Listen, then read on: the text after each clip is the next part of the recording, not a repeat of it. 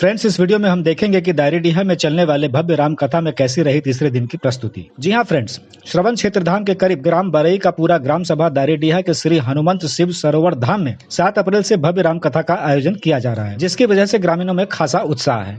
ये 5 दिवसीय राम कथा दयाराम जी के सानिध्य में कथावाचक शीतल जी महाराज वाराणसी तथा कथावाचिका मानस माधुरी सुनीता शास्त्री जी प्रयागराज द्वारा किया जा रहा है, जिसकी परिकल्पना जयशंकर सिंह ने की है। आइए देखते हैं तीसरे दिन की कथा।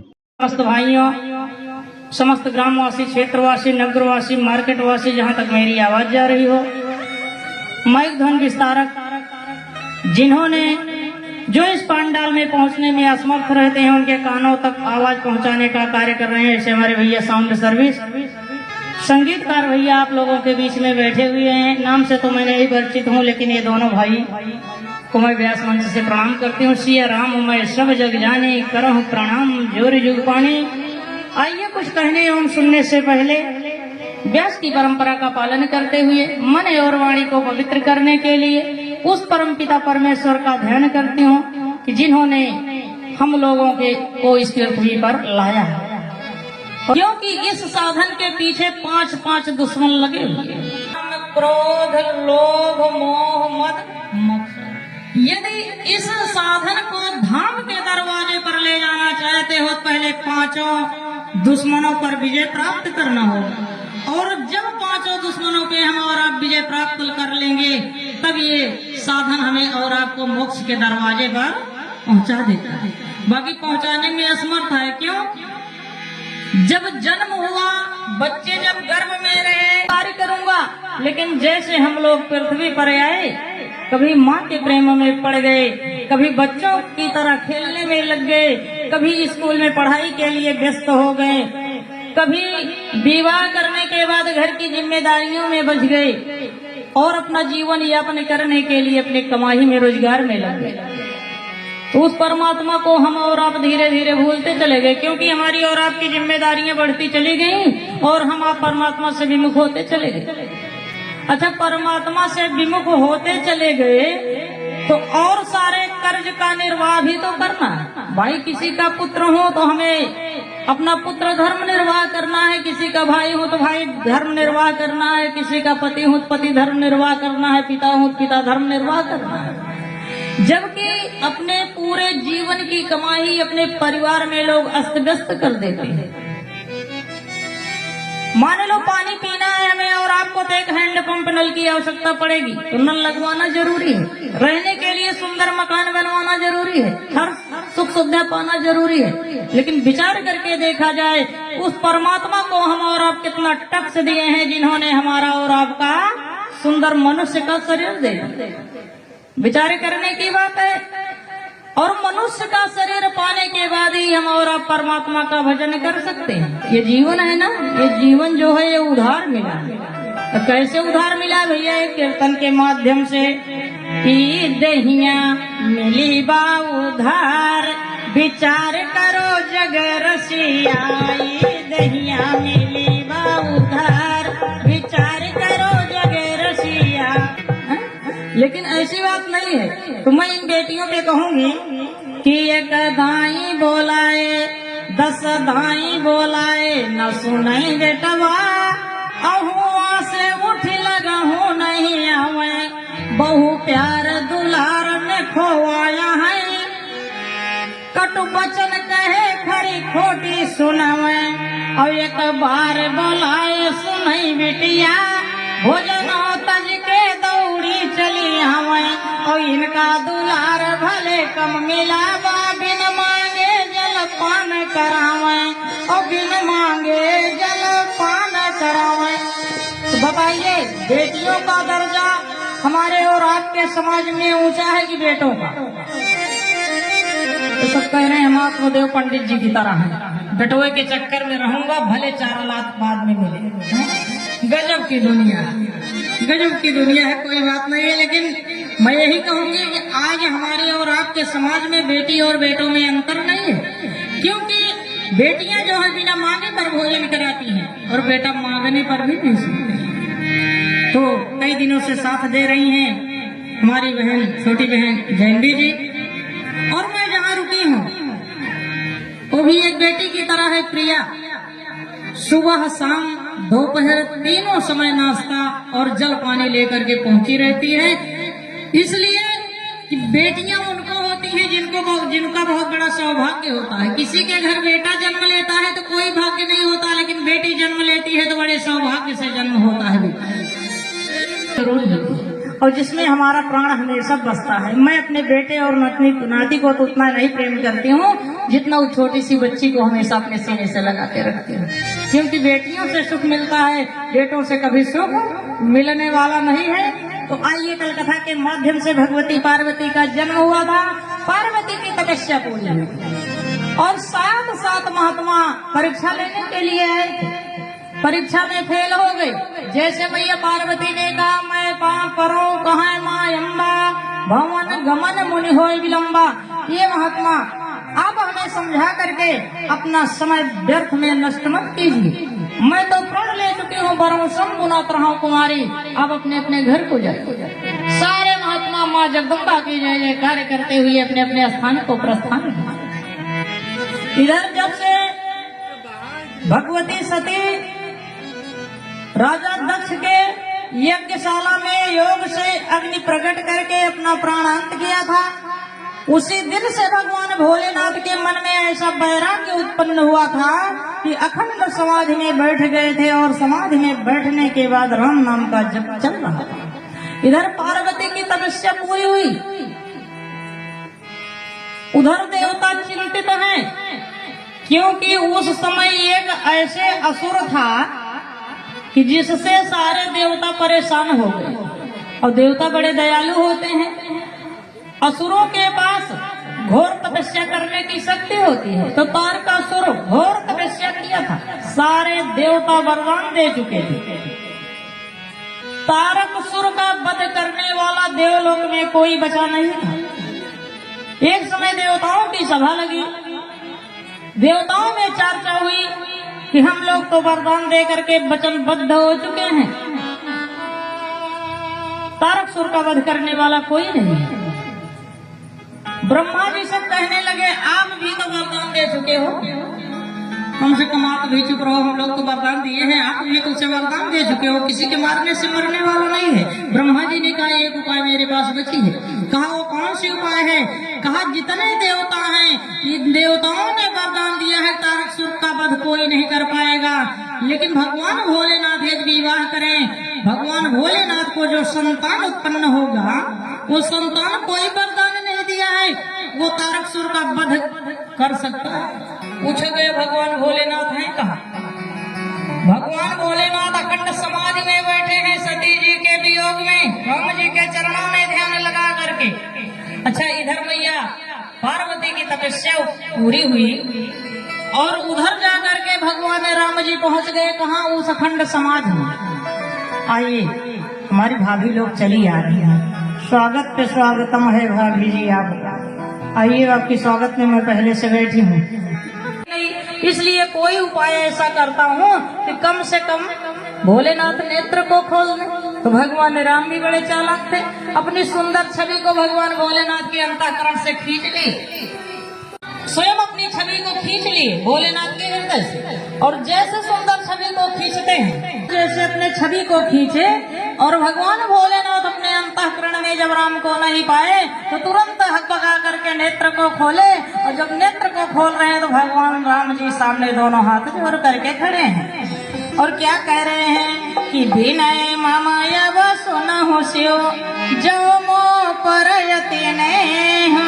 जाई विवाह शैल गृह यह मांगे मोहि देव। भगवान राम जी दोनों हाथ जोड़ करके खड़े हैं और हाथ जोड़कर कह रहे हैं कि मैं आपसे कुछ मांगने आया हूँ और मुझे दीजिए। कहा क्या मांगने आए हो? कहा मैं यही मांगने आया हूँ कि जो सती राजा दक्ष के यज्ञशाला में प्राणांत किया था वही पार्वती के, मैं यही मांगने के लिए आया हूँ कि आप उनसे जा करके विवाह कीजिए, यही वरदान मुझे दीजिए। तो भगवान भोलेनाथ ऐसे देवता हैं, भगवान भोलेनाथ कहने लगे कि सिर धरिया यसो करिए तुम्हारा परम धर्म नाथ हमारा। आपकी आज्ञा मैं अपने सिरों पर धारण करता हूँ। तो भगवान राम इतना पागल थोड़ी है। भगवान राम कह रहे हैं नहीं, यदि मेरी कही हुई बात को भगवान भोलेनाथ अपने सिरों पर धारण करेंगे, इनके शीश पर पाप नाशनी जगतारणी पावन गंगा विद्यमान है, और एक लहर तेज से मार दिया तो मेरी कही हुई बात गंगा जी के साथ बह जाएगी और भगवान भोलेनाथ भूल जाएंगे।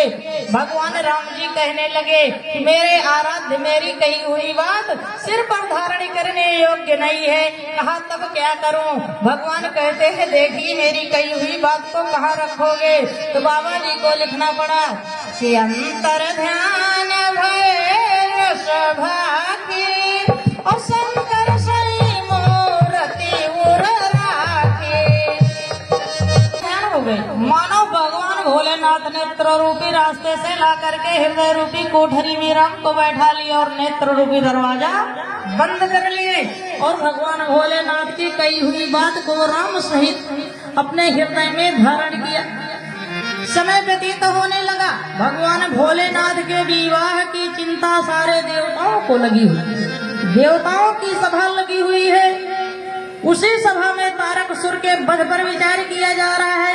पूछा गया भगवान भोलेनाथ कहाँ है? पता लगा अखंड समाधि में है। कहा समाधि में पहुंचेगा कौन? कहा नारद ऐसे भक्त हैं पहुंच जाएंगे। कहा ठीक है, नारद जी को भेजा गया। बाबा नारद जी जाकर के पहुंच गए और भगवान भोलेनाथ से निवेदन किया। कहा भगवान भोलेनाथ आप अपना विवाह कर लीजिए।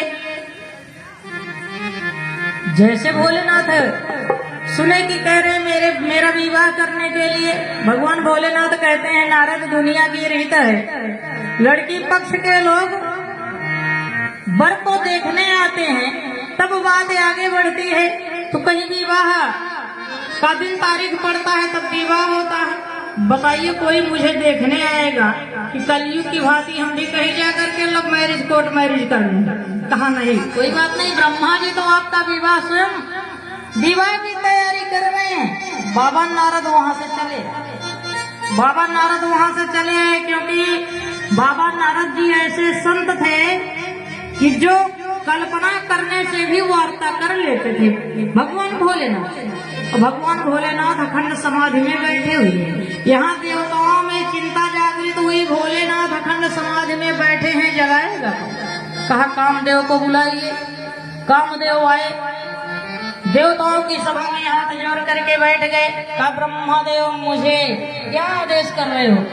कहा यही मेरा एक काम करना है कि भगवान भोलेनाथ अखंड समाधि में बैठे हुए हैं, समाधि से उनको जगाना होगा। कामदेव हाथ जोड़ करके रोने लगा। कहा प्रभु यदि मैं भगवान भोलेनाथ को जगाने जाऊंगा तो वापस नहीं आऊंगा।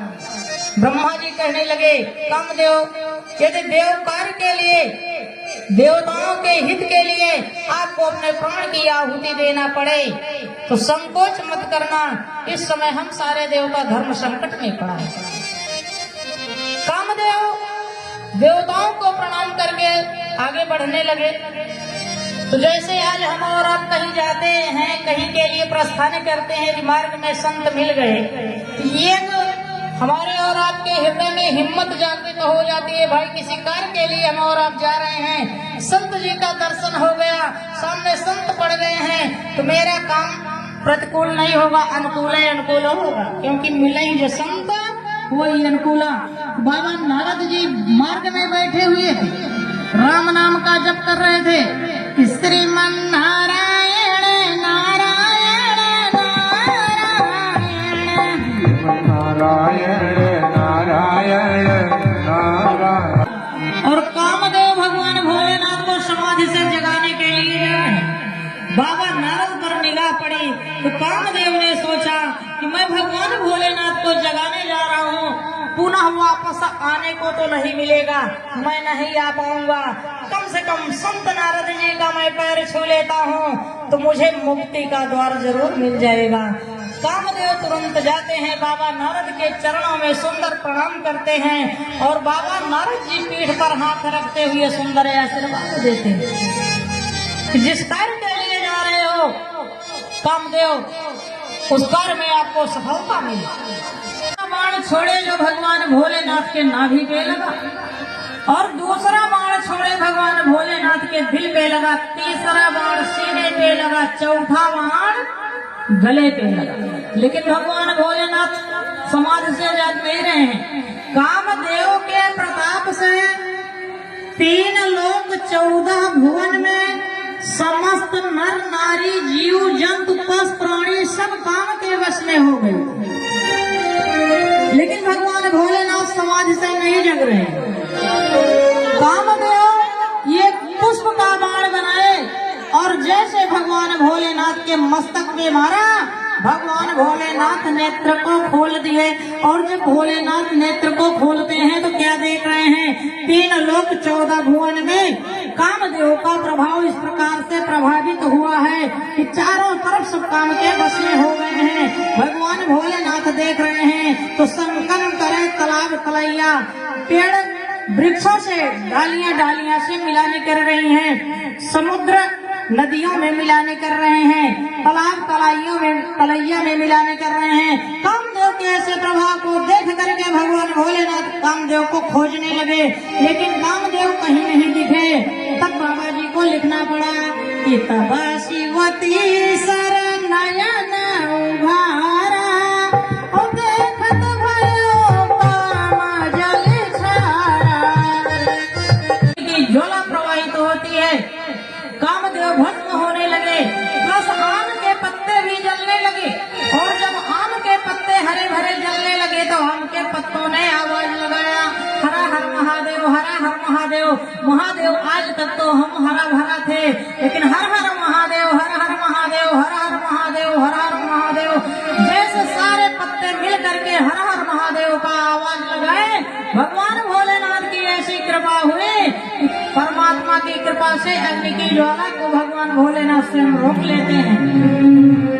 आम के वृक्ष को और पत्तों को भगवान भोलेनाथ ने सुंदर वरदान दिया, चलिए तुम हर हर महादेव, हर हर महादेव कर रहे हो, मैं तुम्हें पुनः हरा भरा कर देता हूँ।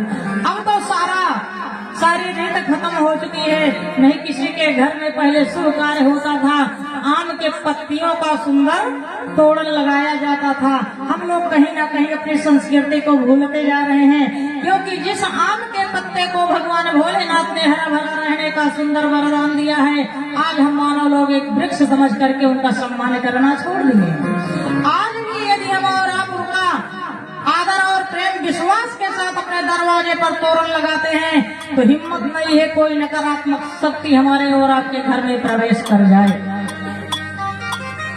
भगवान भोलेनाथ कामदेव को भस्म किया और कामदेव की पत्नी को जब पता चला कि भगवान भोलेनाथ हमारे पति को भस्म कर दिए हैं तो रोती रोती हुई आई और भगवान भोलेनाथ के चरणों को पकड़ करके नाना प्रकार का विलाप करने लगे। भगवान भोलेनाथ को बड़ी दया आई और कहने लगे, रति इस समय तो आपके पति आपसे शरीर से नहीं मिलेंगे, लेकिन मैं तुम्हें वरदान देता हूँ कि द्वापर में आपको आपके पति शरीर से मिलेंगे। और सब लोग जानते हैं भगवान श्री कृष्ण के पुत्र जो प्रदुम्न हैं वो रति के पति के रूप में ही आए।